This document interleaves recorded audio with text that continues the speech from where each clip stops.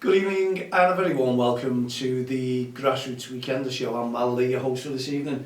Hope everyone's keeping well and you're enjoying your time off, whether it be school, whether it be work, whether you're taking the work time off because the kids are all out of school, having days out, going away on holiday.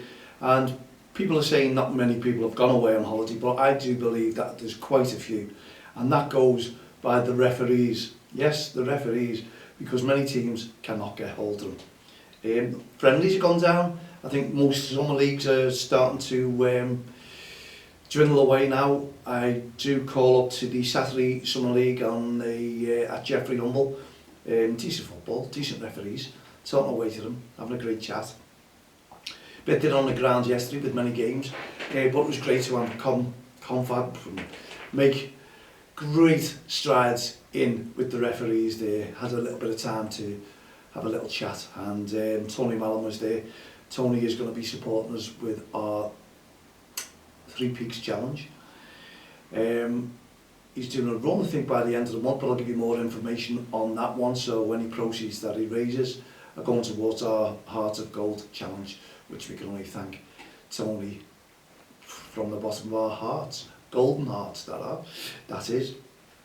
Anyway, we have a topic again regarding referees' levels, pitch fees, or registration fees, whichever it may be, and registration, DBS checks, because we know there's quite a few referees who are behind on the DBS checks.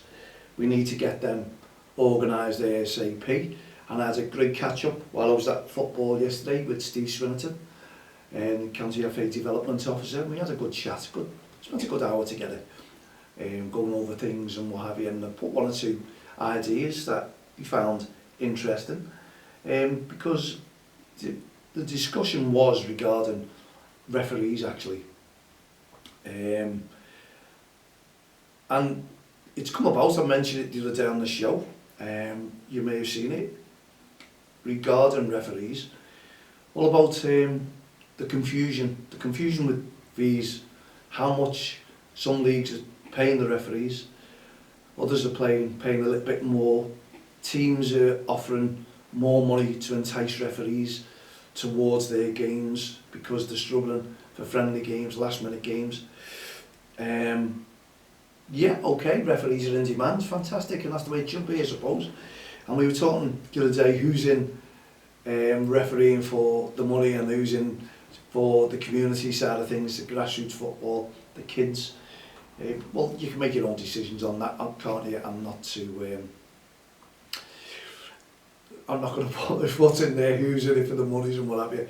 But I do talk to a lot of young referees, and those young referees, you always ask them, are they going up, are they going to improve, are they going to go down a level? We normally say upper level, but the highest level, I think, level 7 for a referee when they just pass the course, and then they go to 6, 5, 4, 3, Premier League, so on, you know.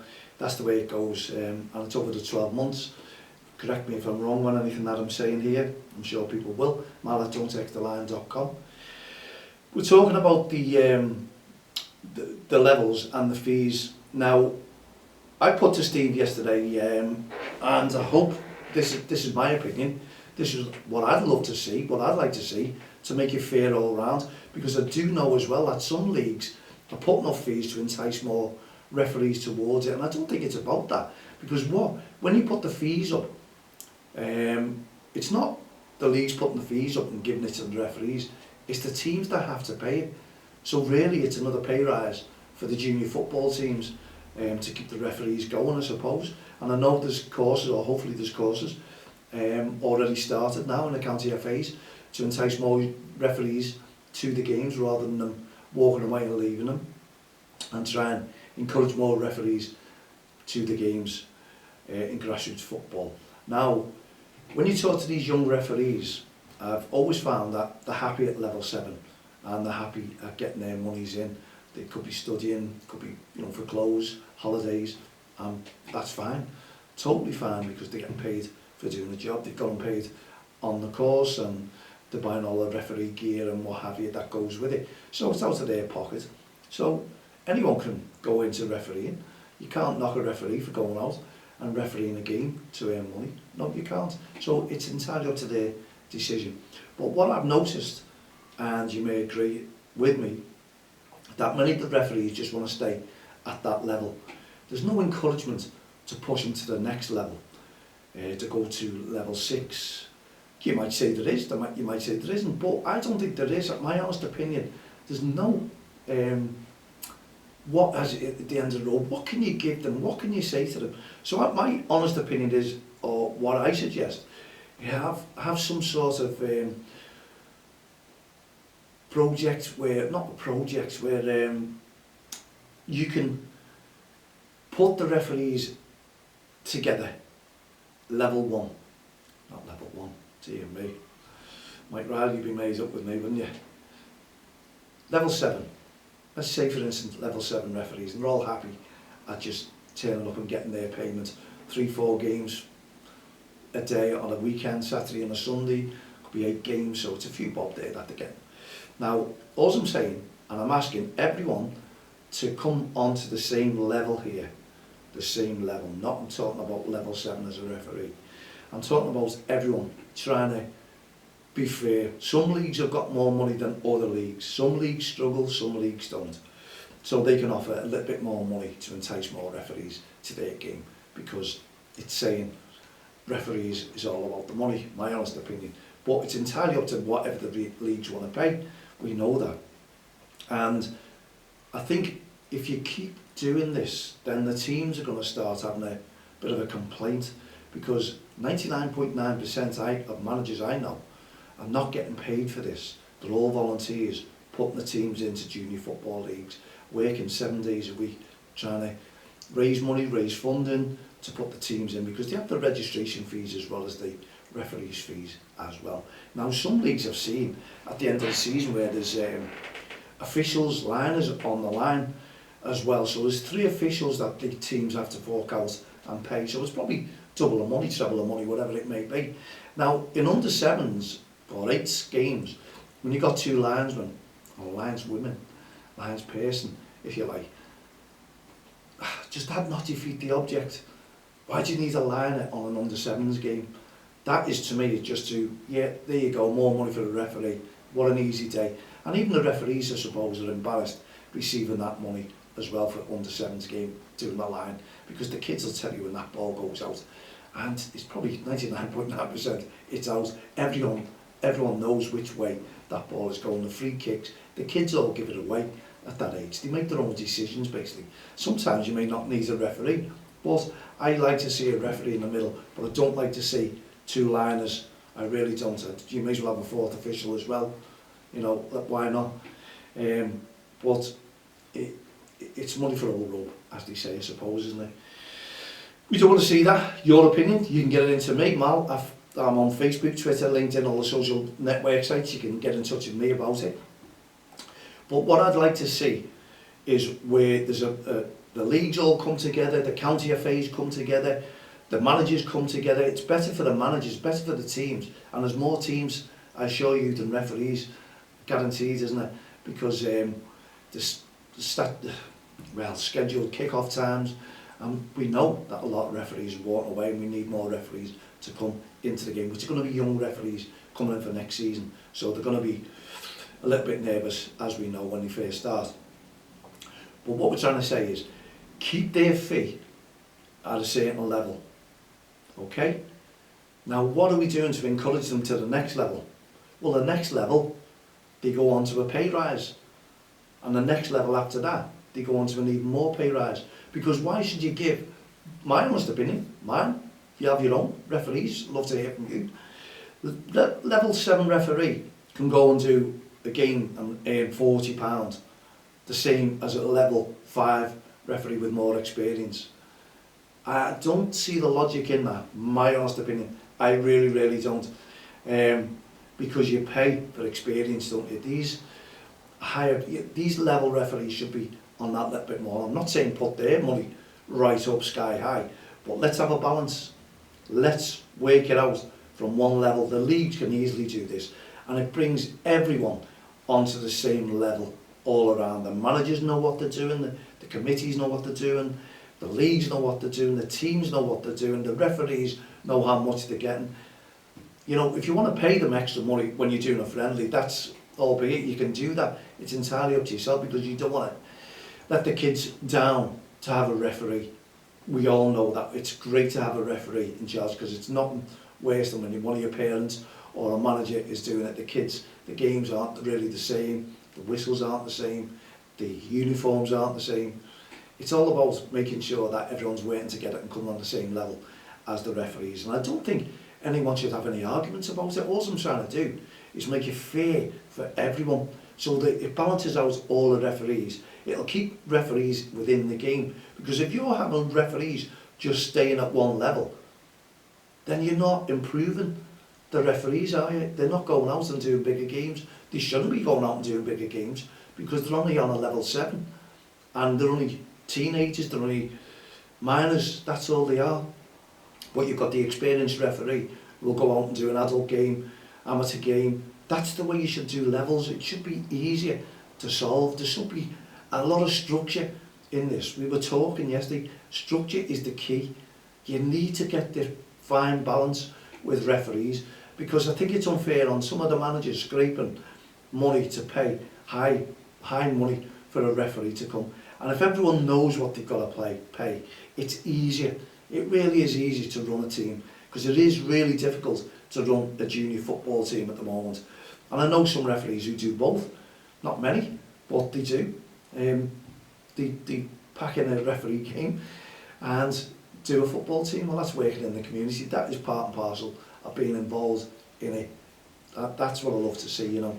But anyone agree? I'd love your thoughts. I'd love your feedback on the referees. I really would, because I'm looking at them. You can't get referees, especially this time, because a lot of them are probably taking some time off and having a break. They've saved up and they want to go on that holiday. Other referees are just taking everything that they can, as much as they can and when they can. No harm in that. They're trying to raise a few bob. But all I'm doing is trying to put it on an even keel. And I'm, you know, helping some leagues out as well who can't afford that extra money unless they put all the fees up in their league as well. And they don't want to do that. They want to entice teams into the league. And I'd just like to see leagues, teams, everyone working together. It's grassroots football. It's all about development. Surely we shouldn't have a league that's taking everyone and forgetting about every other league because they want the most teams. They want to be the biggest team. There is leagues, we know that, big leagues, you know, with a lot of teams in there. But all I'm trying to say is I see some experience, more experience than the younger referees, but I see a fine balance. They're all getting the same pay. And I think it's unfair when they've been in it for many, many years. They're experienced, they're on a different level, yes, a different level, and they're only getting the same money. Imagine saying that to a painter and decorator, you know, where the what do you call them? I think you know where I'm coming from. When the trainee, let's call it a trainee for now, comes in and gets the same wage as the painter and decorator who's actually training them as well, and encouraging them. And, you know, okay, you can say we all do the same course, you can say that, but it's experience. You go on and you do different levels, and I think there should be, the structure should be set in stone that everyone is singing off the same song sheet. That's all I'm saying. You know, I support referees tenfold, I do, but when I see this, I support teams as well. I want to, you know, encourage teams to come into grassroots football. I'm out there finding sponsors for teams as well. I want to bring everyone together. I want to work with everyone, but I want to make it a fine balance. I want to make it that everyone is on the same level. There'd be no arguments then. You know, I'm getting inundated with teams wanting referees, but I'm getting mixed. I'll only pay this, I'll only pay that. That's confusing to me. I'm not out there refereeing. I'm trying to find a referee, and I'm saying, well, they'll pay you 30, but they'll pay you 24. They'll pay you 40.